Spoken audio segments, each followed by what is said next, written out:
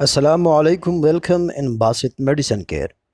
دوستو، آج میں آپ لوگوں کو بتاؤں گا سگنیڈازول ٹیبلٹس کے بارے میں، یعنی اس کے یوزز کیا ہے، اس کے سائیڈ ایفیکٹس کیا ہے اور اس کے وارننگز کیا ہے۔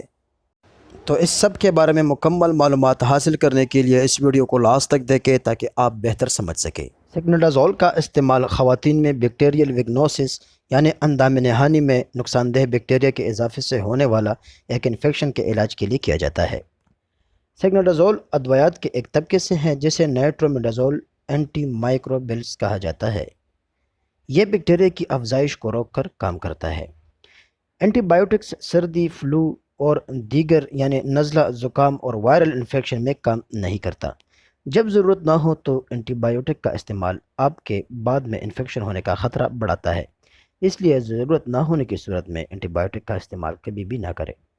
سائیڈ ایفیکٹس کی بات کریں دوستو، تو اس کے استعمال کرنے کے بعد ہمیں جو ممکنہ سائیڈ ایفیکٹس ہو سکتے ہیں اس میں ہمیں سر درد، متلی، الٹی، اسہال اور ناخوشگوار یعنی داتی ذائقہ محسوس ہو سکتا ہے۔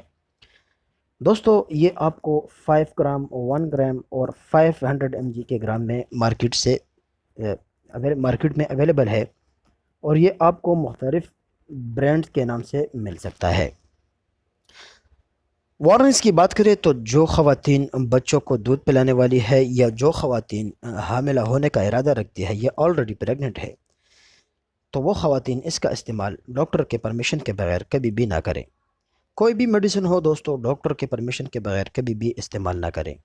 ویڈیو پسند آنے کی صورت میں ویڈیو کو لائک ضرور کریں، زیادہ سے زیادہ شیئر کریں تاکہ ضرورت مند افراد تک یہ معلومات پہنچ سکے۔ بہت شکریہ۔